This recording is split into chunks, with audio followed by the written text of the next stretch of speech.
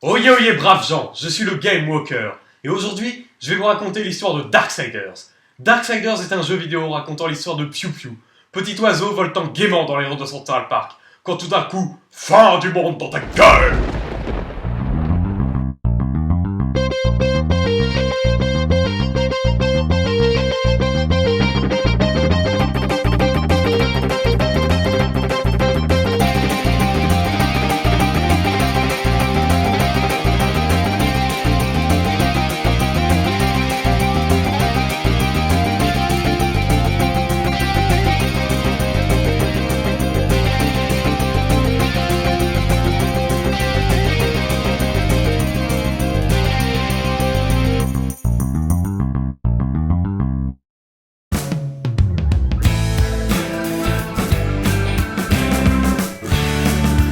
Et oui, en effet, l'apocalypse est là.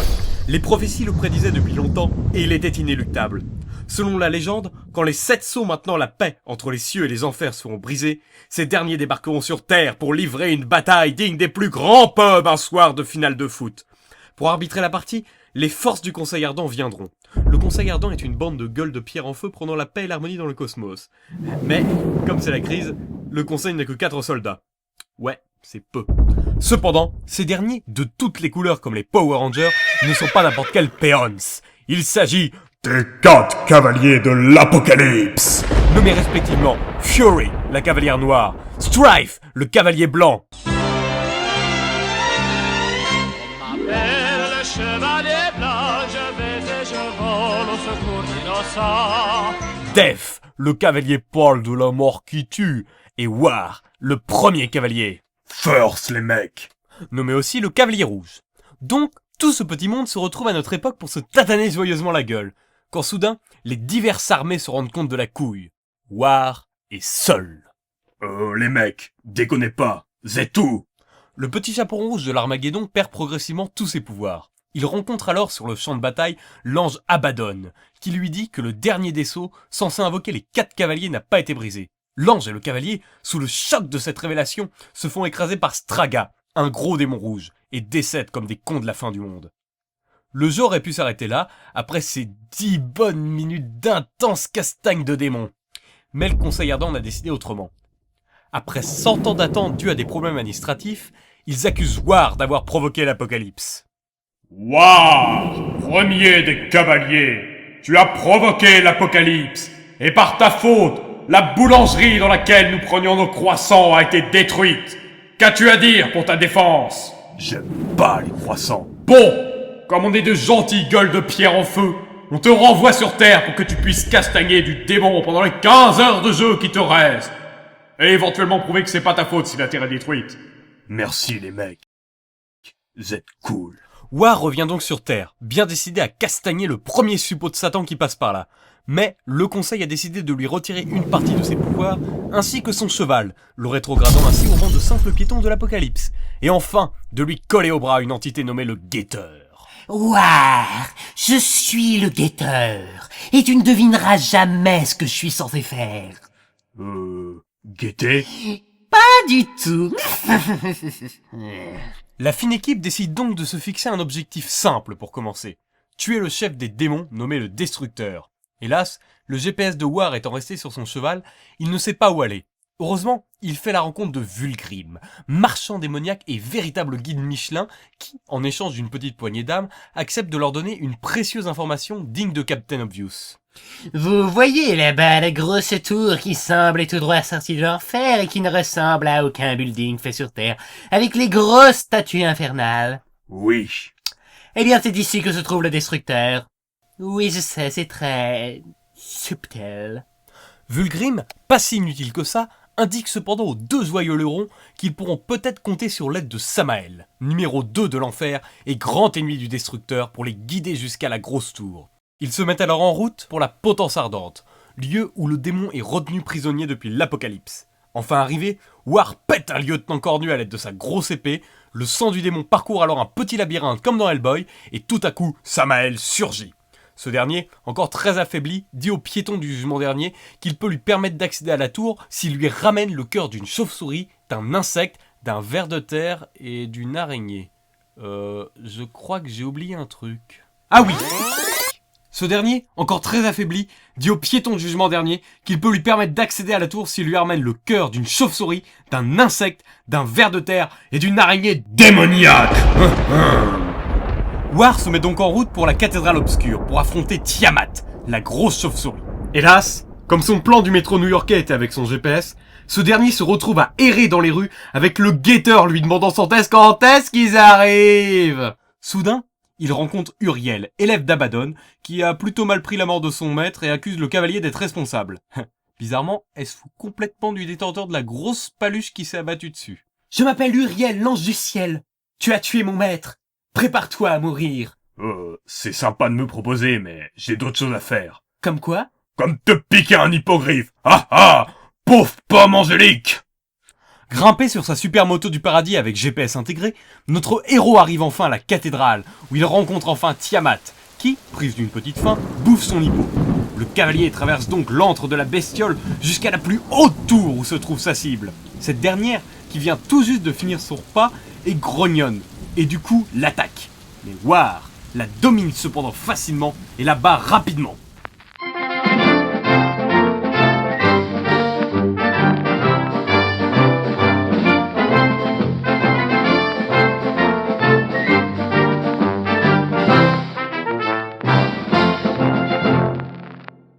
Il s'ensuit alors l'échange le plus mythique du jeu, celui qui figure dans le trailer.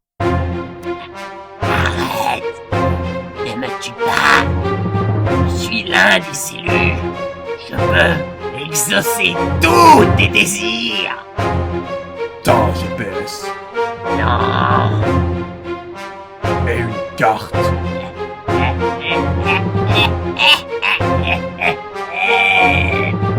En possession du premier cœur, War doit revenir voir Samael. Mais là, problème. Il n'a toujours pas son GPS et le cœur a peu de temps avant de pourrir. Vulgrim surgit alors et propose à War d'utiliser un passage secret extra-dimensionnel. Le truc banal, quoi. War accepte et se rend à la potence ardente, où il remet au gros démon le cœur tout frais de la chauve-souris. Samael, dans sa grande générosité, indique alors à War la direction du prochain cœur, celui de la Mantoptée, insecte dégueu qui vit sous terre. Suivant alors les instructions, War arrive au guet de l'enclume sans avoir fait trop de détours cette fois. Il rencontre alors Ultain, un forgeron géant qui lui dit qu'il ne le reconnaît pas en tant que cavalier. « Tu n'es pas un cavalier de l'Apocalypse. Tu n'as pas de cheval. » Soudain, Uriel, à la tête d'une troupe d'anges, apparaît et décide de faire une fois de plus payer à War la mort de son maître. C'est alors l'occasion pour le piéton de l'Apocalypse et le forgeron de se lier d'un pacte d'amitié via le massacre d'anges. Ha ha! Venez là, les pigeons! Le nouveau pote de War décide donc de lui indiquer l'entrée du repère dans la Mantoptée, Le métro new-yorkais!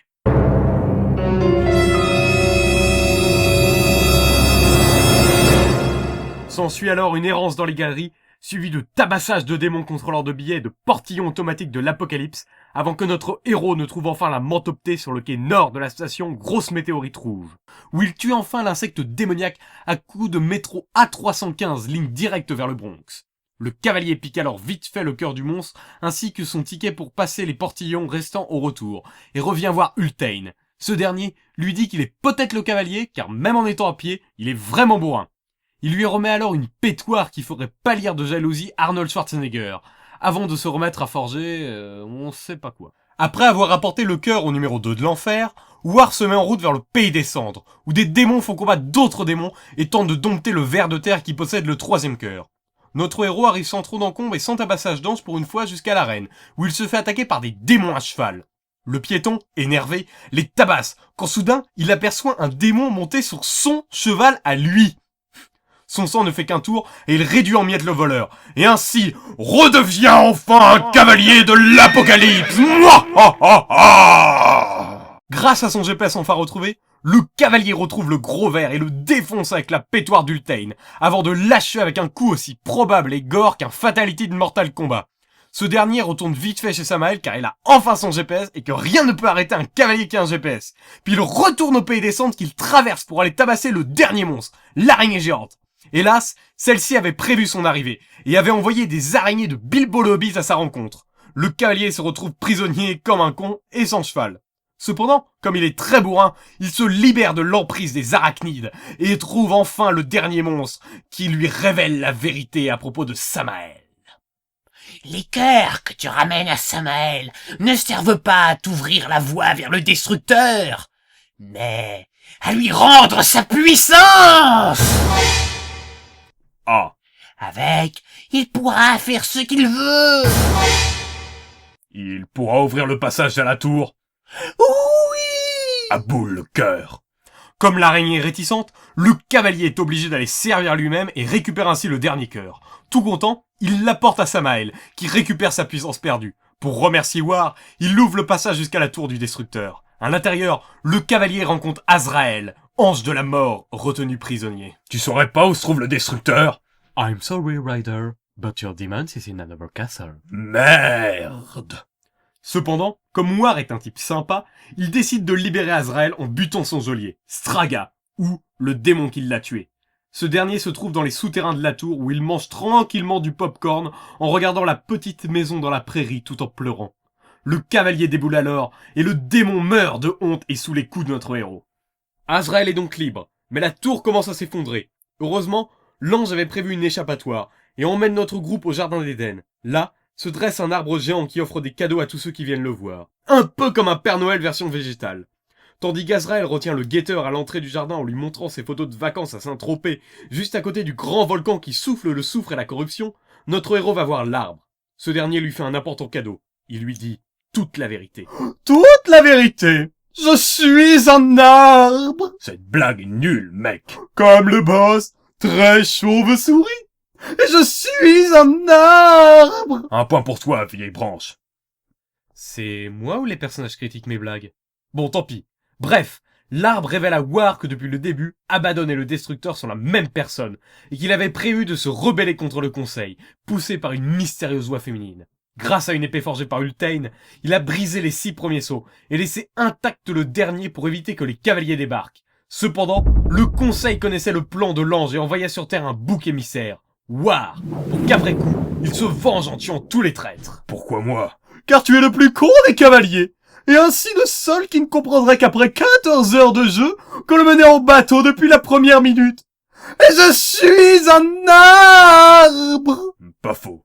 Le cavalier, bien vénère du coup, décide de reforger la lame d'Armageddon, qui a permis à Abaddon de briser les sceaux avant qu'il ne la détruise. Le guetteur commence à se demander si War n'a toujours pas flairé le poteau rose, mais ne lui dit rien. Les deux envoyés du conseil parcourent alors les rues de New York pour trouver les fragments de l'épée. Ils rencontrent au passage une dernière fois Uriel, qui lancera contre le cavalier un pacte de mort nommé Nex Sacramentum avant que ce dernier ne lui révèle toute la vérité. Au final, War retrouve tous les fragments et les rapporte à Ultane, qui reforge en 2 temps 3 mouvements l'épée légendaire. Le cavalier, content d'avoir une nouvelle arme, décide d'aller voir Azrael, pour que ce dernier l'emmène au sommet de la grosse tour, qui, même si le bas s'est écroulé, continue de flotter dans les airs. Il apprend alors qu'Uriel, aussi bête qu'un pigeon, a décidé d'attaquer toute seule la forteresse du Destructeur. War, choqué par la débilité de ce plan, décide d'aller la sauver en mettant au point un fin stratagème. Attaquer tout seul la forteresse du Destructeur. Aidé de l'ange de la mort, le cavalier s'envole et atterrit au sommet de la tour. Là, il voit le Destructeur, copiant honteusement l'apparence d'Aile de mort, tenir dans sa griffe le corps inanimé d'Uriel.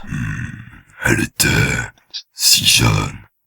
Je crois qu'elle m'aimait autrefois. Je sais pas. Je crois aussi que tu m'aimais. Ainsi que Vulgrim. Et le conseil aussi. Ainsi que... Notre héros, n'écoutant que son courage et sa fureur berserk, fonce alors sur l'ange déchu. S'ensuit alors un combat épique où War, sur son bourrin, affronte le dragon.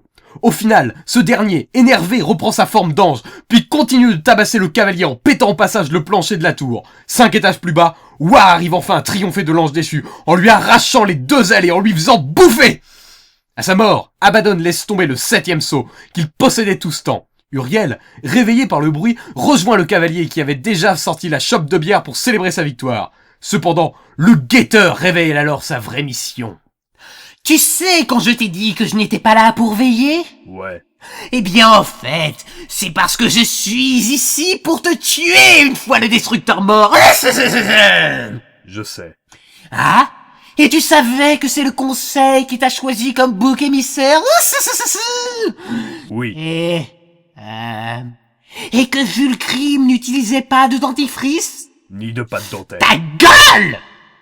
Là-dessus, le guetteur attaque War et s'apprête à le tuer. Mais Uriel, toujours lié par le Nec Sacramentum au cavalier, lui plante la lame d'Armageddon dans le torse. Ah, c'est ça, les amis!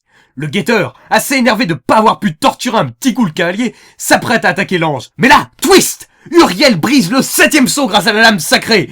On peut donc enfin le dire pour de bon, la fin du monde est là! War, pour la 2e fois, est ramené d'entre les morts pour pouvoir mener l'assaut qui était censé avoir lieu. Je suis mort pour vos péchés, motherfucker! Il chope donc la tête du guetteur et l'écrabouille comme une canette de bière lors du Hellfest. Le dernier des méchants est mort. Et c'est la fête! S'ensuit alors le dernier dialogue du jeu. Mais tu as tué l'envoyé du conseil! Ouais.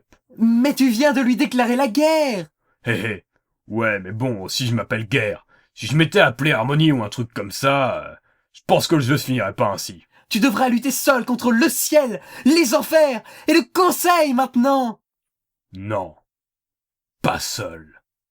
Sur cette dernière phrase, on voit au loin tomber 3 météorites de couleur, soit les 3 autres cavaliers. Eh les mecs, je suis là. Et c'est ainsi que finit Darksiders, premier du nom.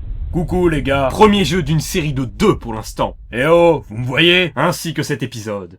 Bon, je crois qu'ils m'ont pas vu. Merde. N'hésitez pas à vous abonner si la vidéo vous a plu. Vous pouvez également mettre un pouce vert, lâcher un com ou rejoindre ma page Facebook. Sur ce, à la prochaine, braves gens. Le chevalier blanc, je vais et je vole au secours d'innocents. Dans la campagne résonne la poudre, je vais et vole plus vite que la foudre. Mon épée prête à servir, l'ennemi n'a qu'à se tenir. De chaque je suis respecté, du paysan au chevalier. On m'appelle le chevalier. Bon, je crois qu'on m'a oublié maintenant. Et je suis un arbre!